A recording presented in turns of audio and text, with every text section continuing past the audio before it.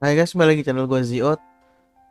Ya, sebelumnya gue ingin meminta maaf untuk meminta maaf dalam hal waktu pas sebelum puasa pertama ya. Itu kalau nggak salah gue mengatakan bahwa ingin live streaming gitu ya. Malam harinya ya menjelang sahur dan juga live streaming sebelum eh, berbuka gitu kalau bisa ya. Setiap harinya insya Allah gitu. Tapi Tuhan atau Allah berkehendak lain sehingga itu semua harus tertunda. Ya masih bingung juga kapan gitu akan gue mulai lagi, karena di sini gue ingin sedikit mengulas lah ya. Gue ingin menjadikan ini sebuah kenangan gitu ya, dan juga pembelajaran lah untuk kalian agar jangan apa ya, agar lebih peka gitu dengan penyakit yang sangat menyeramkan ini. Ya saat pertama itu, awal puasa itu, saat gue udah bikin video itu yang terakhir kali ini, kalau kalian lihat itu keadaan baik-baik aja, fine-fine aja, nggak ada yang sama sekali, nggak ada yang tahu akan berakhir seperti ini gitu ya, seperti hari ini. Jadi saat pagi harinya itu menjelang gue mau rekaman, gue bilang kalau gue tidur ini biasanya ya ibu gue pasti akan kecapean ya, pasti akan kemana gitu loh, karena nggak gue awasin. Kalau gue bangun kan biasanya gue tegur, bu jangan terlalu kecapean lah gitu ya. Tapi hari itu entah kenapa ya, mungkin memang udah takdir dari Tuhan, pagi itu ngantuk banget gitu, akhirnya ya udah pengen tidur banget itu. Ternyata bener ada kejadian saat gue bangun jam setengah 2 siang, gue lagi ngecek HP gitu, ibu datang tuh, Ji tadi ibu jatuh kan pas sholat duha gitu. Jatuh, bukan jatuh kenapa gitu, enggak sih cuman pusing aja, tapi sekarang udah nggak apa-apa kok, tuh ibu buktinya udah selesai masak rendang gitu. Beneran nggak apa-apa? Nggak apa-apa kok Ji gitu. Ya udah bu, beneran ya nggak apa-apa? Ya nggak apa-apa. Ya udah, ya gue nganggapnya itu hanya obrolan biasa aja gitu ya. Tapi gue juga berpikir kok tumben ibu jatuh gitu, biasanya kan. Tapi memang ibu tuh belakangan kecapean, saat sebelum itu kayak ngeluh agak lemas, agak capek gitu ya. Setelah berbuka pertama itu, pas saat itu rendang itu dimasak untuk puasa esok harinya ya. Jadi pas saat sahur itu makan daging, ya nggak ada yang aneh di situ ya. Setelah itu beranjak sampai waktu menjelang asar itu, ibu tuh nggak ada berhenti berhentinya di dapur tuh, ada aja yang dikerjain, makanan untuk berbuka, makanan untuk malamnya gitu. Jadi benar-benar kayak kelelahan. Udah gue nasihatin, bu udah jangan terlalu capek, ini masih puasa pertama.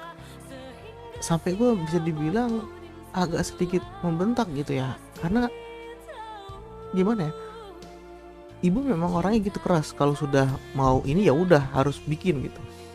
Saya udah bilang udah capek bu, capek, udah biar gue aja yang bikin semuanya, udah ibu istirahat gitu. Ya udah, akhirnya pas malam nggak ada keanehan. Setelah terawih itu, gue pertama kalinya di situ dengar suara ibu tuh agak beda ya, agak kayak bisa dikatakan kayak seperti cadel gitu. Gue samperin dong ya, bu kenapa kok suaranya agak beda ya.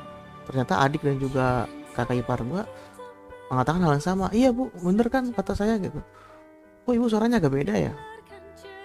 Saya bilang coba bu diperiksa aja, itu kok bibirnya juga agak kayak ketarik sih bu. Hah? Enggak, ini sariawan aja gitu kata ibu. Setelah dicek ternyata ya, gue sih nggak mau ya untuk menyimpulkan langsung itu penyakit yang membahayakan itu, enggak. Tapi kata ibu gue langsung, yuk kita periksa deh yuk ke dokter gitu, karena ingin berobat apa ya awal dulu gitu. Jadi kita ke klinik ya, ke klinik umum gitu ya. Mungkin itu satu salahnya ya, tapi ini nggak bisa dibilang salah sih, karena ini udah takdir dari Tuhan ya, kodar dari Tuhan yang akan nggak akan bisa dirubah. Kalau takdir bisa dirubah, kalau kodar itu udah nggak bisa, udah ketentuan kita gitu ya. Jadi kita ke dokter klinik itu merupakan sebuah takdir pilihan. setelah di sana diagnosa ternyata nggak ada tuh unsur, katanya jauh dari stroke, jauh dari bahaya, pokoknya ini hanya nyeri aja gitu. Tangan kiri ibu tuh lemas. Ya udah, tapi kok sini kok semakin lemah ibu gitu ya. Bu, kita langsung bawa ke rumah sakit aja yuk gitu. Di rumah sakit dijelasin tuh semuanya. Ternyata nggak ada juga, maksudnya tuh eh, nggak detail, ngasih taunya tuh nggak detail. Rumah sakit yang ini ya, yang di daerah gue ini, setelah sejam dikasih obat nyeri dan juga paracetamol, udah agak baikan ibu, akhirnya pulang ke rumah. Tapi tetap aja ya, udah agak susah jalan gitu. Ya ternyata kok hari berikutnya kok semakin lemas gitu. Pas saat pas gue malam Sabtu apa ya, kalau nggak salah malam Sabtu malam Minggu, itu gue sengaja pasang tangan ibu tuh menghadap ke bawah gitu. Saat gue periksa pas sahur, itu tangan ibu nggak berubah gitu. Yang sebelumnya kan kadang suka balik ke kanan ke kiri gitu, tapi nggak berubah, hanya tangan kanannya aja yang berubah. Gue langsung aneh di situ.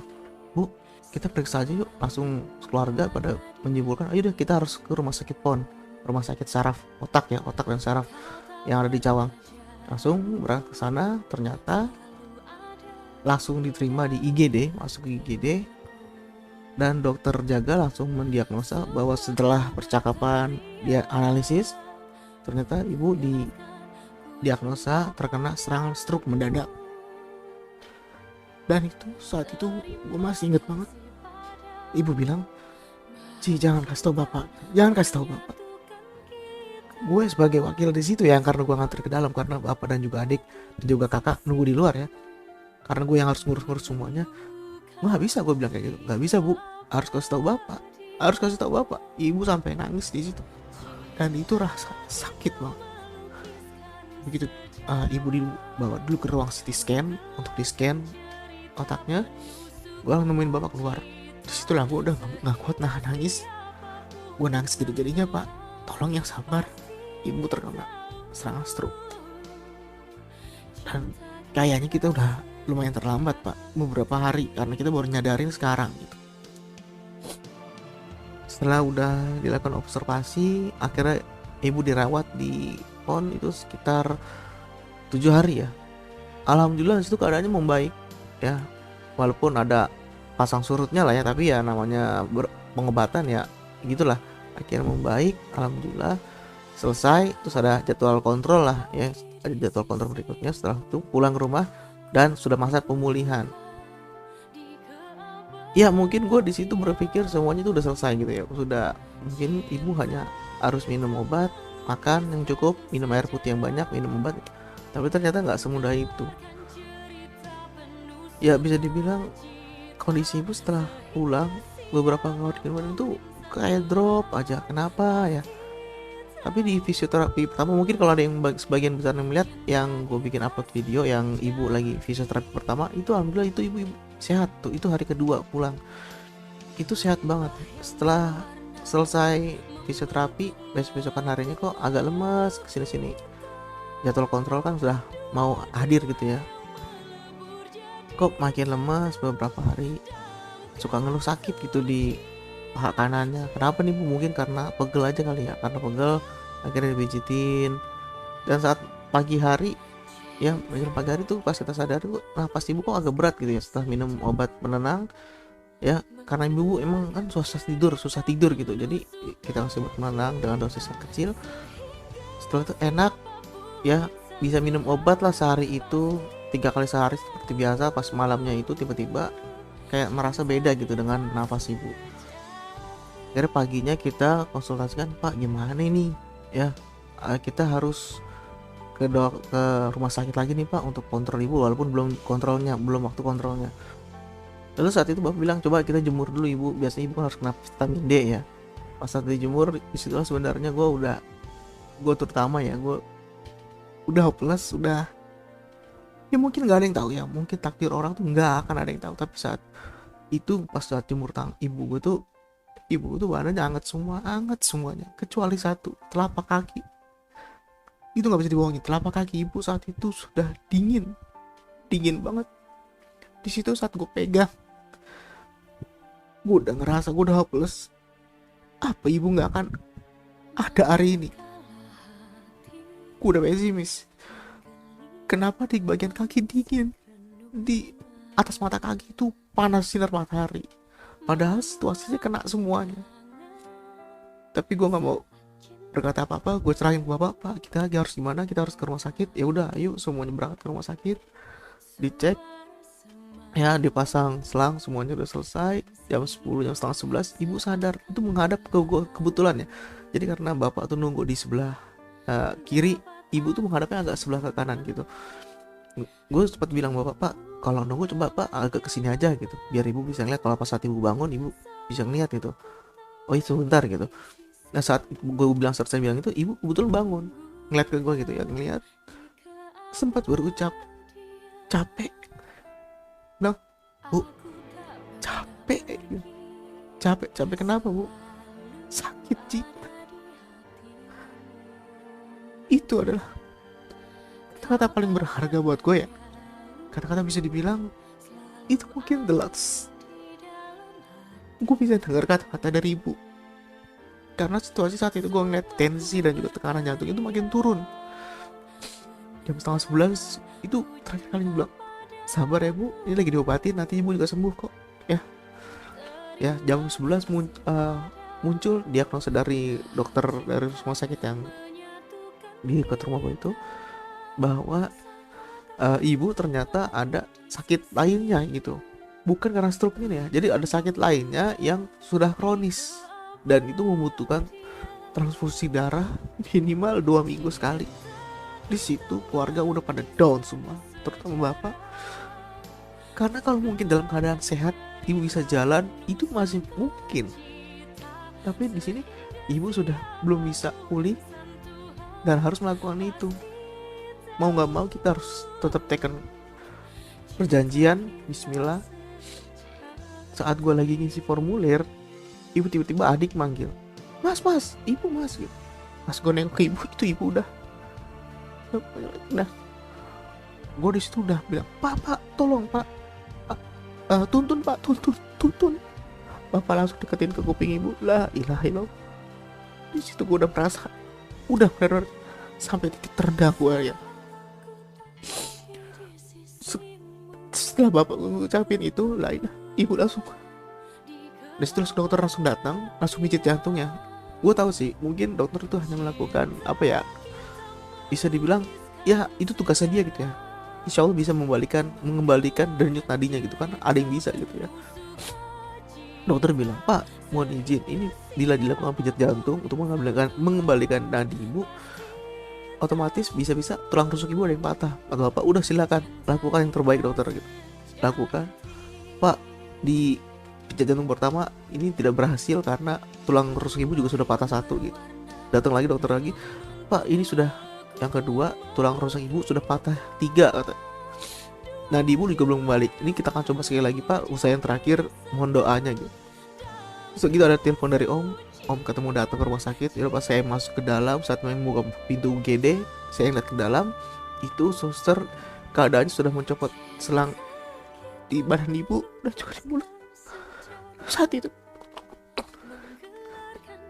gue langsung tahu ibu udah nggak. Dan dokter bilang, ayo Mas, kita kumpul. Pak, mohon maaf, kami sudah berusaha semaksimal mungkin, tapi denyut nadi ibu tidak kembali. Dan dengan ini kami katakan ibu telah meninggal dunia di jam 12.50. Itu semuanya pecah semua, nangis semua. Dan itu pertama kalinya gue seumur hidup ngeliat bapak itu nangis. Pertama kalinya gue lihat seumur hidup bapak nangis. Itu suasana udah luar biasa. Bahkan ada beberapa pasien pun yang mengantarkan keluarganya ikut menangis itu karena gak kuat nahan. Karena jujur awal tuh ibu tuh gak ada keluhan apapun, gak ada penyakit apapun, tiba-tiba muncul seperti itu. Terlalu cepat semuanya. Jadi gue juga belum bisa, saat itu gak bisa terlalu menerima gitu, karena waktu tuh hanya 20 hari. Ibu udah kerawat gue itu mungkin selama 32 tahun, 33 tahun. Tapi gue hanya merawat ibu hanya 20 hari. Itulah kenapa jasa orang tua tuh gak akan bisa dibalas dengan apapun. Gue hanya bisa menemani ibu selama 20 hari lebih. Gue berusaha menemani ibu di rumah sakit otak saat itu bersama bapak, bersama adik. Sampai di rumah kita nemanin ibu, kita basuh ibu kita. Itu kenangan yang gak akan bisa gue lupain sih, karena terlalu cepat. Itu banyak orang-orang yang stroke bisa sampai 10 tahun, 5 tahun. Tapi ibu begitu stroke dalam waktu 20 hari langsung gak ada. Gue jadi berpikir mungkin ibu saat itu gak mau capek ya, karena dengan keadaan seperti itu harus cuci darah 2 kali. Mungkin keluarga itu bisa ya, gue sih yakin, gue sama kakak gue udah bilang kita harus bisa mas, mau capek ayo harus, ini buat ibu kok. Tapi mungkin ibu tuh lebih bahagia gak mau ngerepotin anak dan juga suaminya gitu. Jadi mungkin ibu saat itu mau minta pada Allah supaya lebih baik saya yang gak ada daripada keluarga saya kenapa-napa. Itu mungkin yang paling bikin gue itu down ya, maksudnya tuh sampai titik terendah.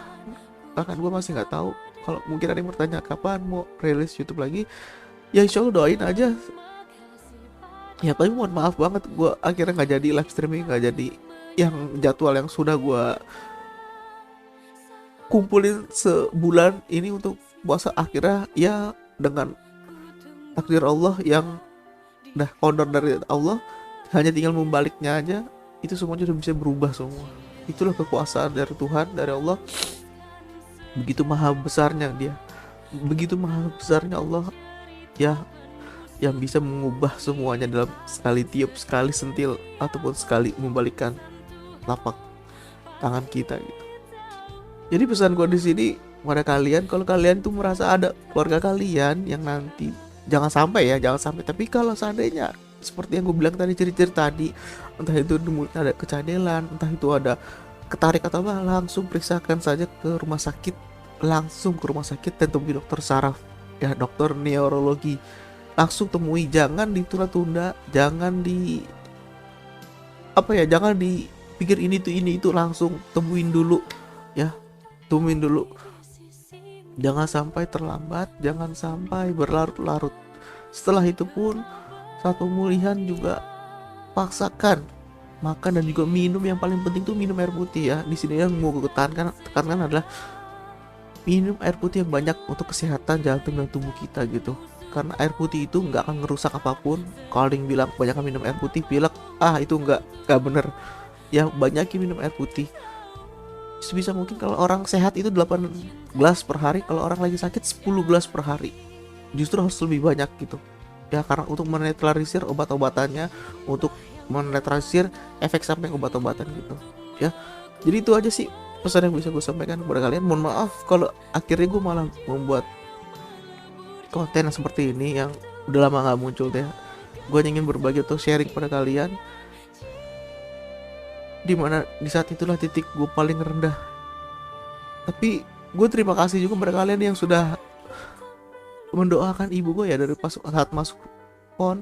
Terima kasih banget sudah mendoakan kesembuhan ibu ya. Sampai kemarin hari ibu sudah nggak ada, itu banyak yang mendoakan, memberikan al-fatihah, memberikan doa-doa puji Tuhan. Terima kasih banget, terima kasih buat untuk kalian semua yang sudah memberikan support dan juga doa untuk ketenangan ibu, untuk kelenggangan ibu di sana. Terima kasih banget ya. Pokoknya gue nggak bisa berkata apa lagi. Terima kasih banget untuk kalian semua. Terima kasih. Assalamualaikum warahmatullahi wabarakatuh.